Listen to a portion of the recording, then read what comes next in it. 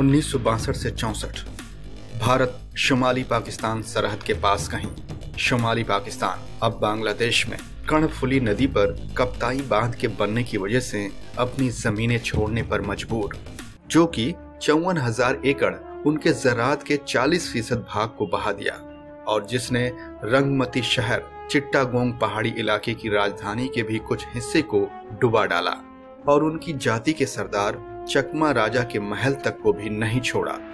1 लाख ज्यादातर बौद्ध चकमा और कुछ हिंदू हजोंग जो महजबी हरासानी का सामना कर रहे थे, उन्होंने मिजोरम के लुशाई जिले में पनाह ली, जो उस वक्त आसाम का हिस्सा हुआ करता था, और त्रिपुरा में जा बसे 1964 से 65 सालों के दौरान। शुमाली मशरकी फ्रंटियर एजेंसी, जिसे आप आज अरुणाचल प्रदेश के नाम से जानते हैं, वहां के रहने वाले के एहतजाज के बावजूद करीबन 2600 चकमा खानदानों को पनाह देने के लिए कहा गया। मजमूई तौर पर 15,000 लोग, जिन्हें तिराप, लोहित और सुबनसिरी जिले के खाली इलाकों में बसाया गया। 15 साल बाद 1981 तक जो 50 चकमा खानदान अरुणाचल के गौतमपुर और मैत्रीपुर में 1966 में बसे थे, उनकी तादाद 788 तक बढ़ गई थी और जल्द ही वो मुतालबा करने लगे, हमें भारत का शहरी बनाओ, नागरिक बनाओ। लेकिन रियासती हुकूमत ने उन्हें वापस 50 खानदानों के लिए दी गई जमीनों में लौटाना चाहा और जो इजाफी इलाके पर उन्होंने कब्जा किया था उसे खाली करवाने को कहा। मामला सुप्रीम कोर्ट तक पहुंच गया, जिसने 1993 में उनकी शहरियत के दावे को मुस्तरद कर दिया था। वह गैर कानूनी और मुजरिमाना सरगर्मियों में लगे हुए हैं, वहां के रहने वालों को लगातार परेशान कर रहे हैं। तब तक मसला और ज्यादा संजीदा हो चुका था। 2600 चकमा खानदान, जिन्होंने पहली बार अरुणाचल में पनाह ली थी, 1991 तक 65,000 खानदान बन चुके थे। दिगर रियासतें भी अपने अपने पनाह गुज़िन बहरान का सामना कर रहे थे। 1987 के एक 15 दिवस वक्त में 45,000 पनाह गुज़िन सिर्फ त्रिपुरा में आए। इन सालों में कांग्रेस न सिर्फ हिंदुस्तान की शुमाल मशरकी हदूद की हिफाजत करने में नाकाम रही, बल्कि उन इलाकों के रहने वाले लोगों की शिकायतों में भी कोई सुधार नहीं कर सकी। पनाह गुज़िन और देहातियों के दरमियान रिश्ते इतने बिगड़ गए थे कि अगस्त 1994 में all Arunachal Pradesh student union AAPSU ने क्विट अरुणाचल तहरीक शुरू किया। कौमी इंसानी हकूक कमीशन ने एतराज जताया और चकमा की जानिब से सुप्रीम कोर्ट में दरख्वास्त दायर की, जिसने 1996 में अपने फैसले में कहा, हम किसी भी किसान या ग्रुप को ये इजाजत नहीं दे सकते कि वह चकमा को जगह छोड़ने की धमकी दे। देखा जाए तो वो चकमा तारीख के गर्दाब का शिकार है। चकमा नाम मिलता है संस्कृत लफ्ज शक्तिमान से। धीरे धीरे यह नाम सकमा में बदल गया और बाद में चकमा के तौर पर सामने आया। माना जाता है कि चकमा गौतम बुद्ध के शाक्य खानदान हिमालयी कबीले का हिस्सा थे, जो कि कदीम मगध में रहते थे, आज मौजूदा बिहार और बांग्लादेश का हिस्सा, जो कि सदियों के दरमियान में किसी वक्त चिटोंग पहाड़ी इलाके में जा बसे। 1832 तक चकमा मुसलमान थे। उनके आखिरी बादशाह धर्म बख्श खान की जब मौत हुई तो उनकी विधवा वाइफ मलका कालिंदनी ने थेरवाद बौद्ध धर्म को अपनाया और साथ ही सारे चकमा ने भी अपने मजहब को तब्दील कर दिया। चिट्टागोंग पहाड़ी के इलाके का 97% गैर मुस्लिम होने की वजह से चकमा को तकसीम के वक्त हिंदुस्तान का हिस्सा बनने की उम्मीद थी। भारतीय रहनुमाओं के यकीन दहानी पर 15 अगस्त 1947 को 3 दिन के लिए तिरंगा रंगमती में फहराया गया। लेकिन सरहदी कमीशन सदर सर सिरिल रेडक्लिफ के ख्यालात कुछ अलग थे और उन्होंने चिट्टागोंग पहाड़ी का पूरा इलाका मशरकी पाकिस्तान को दे दिया। उन्हें चिट्टागोंग बादशाह और कर्णफुली नदी के लिए एक अंदरूनी जगह की जरूरत है। चकमा ने एक खुद मुख्तार इलाके के लिए बहुत कोशिश की और इस मकसद पर नजर बनाए रखते हुए उन्होंने बांग्लादेश की आज़ादी की लड़ाई में मगरबी पाकिस्तान का साथ दिया।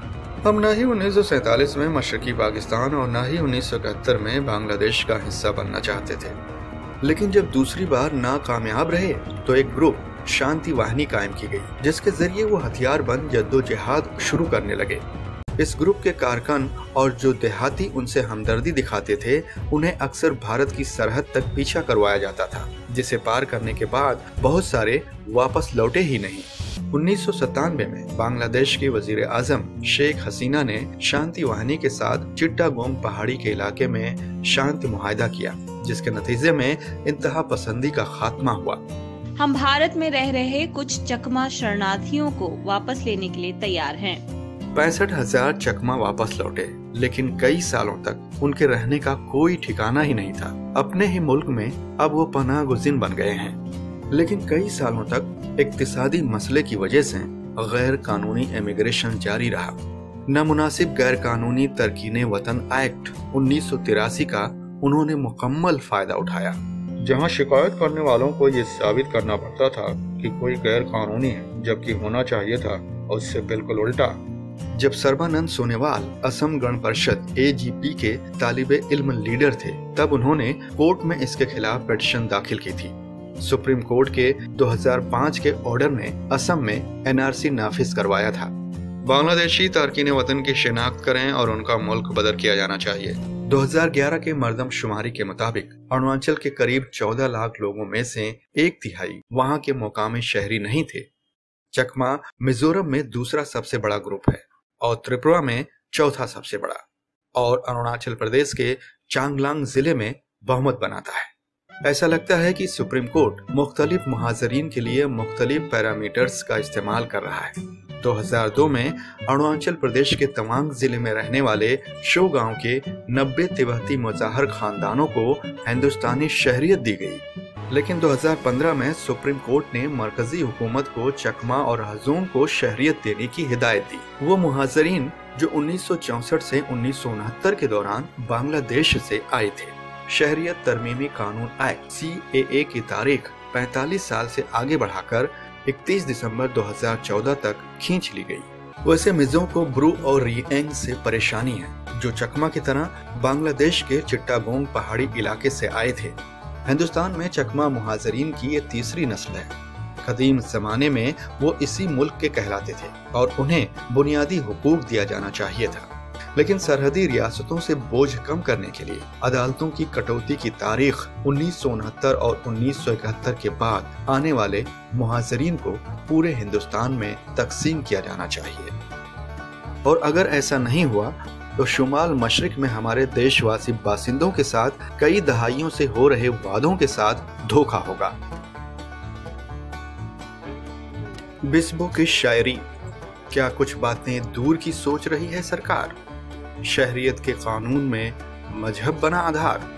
सवाल कई हैं सामने, जवाब देगा कौन? उलझन में कुछ लोग हैं, समझदार हैं खामोश। अगर आपको हमारी कहानी पसंद आई तो सब्सक्राइब करें बिस्बो चैनल को और साइड के बेल आइकन को क्लिक करना मत भूलिए, ताकि आपको मिल सके हमारे ताज़ा तरीन वीडियो सबसे पहले।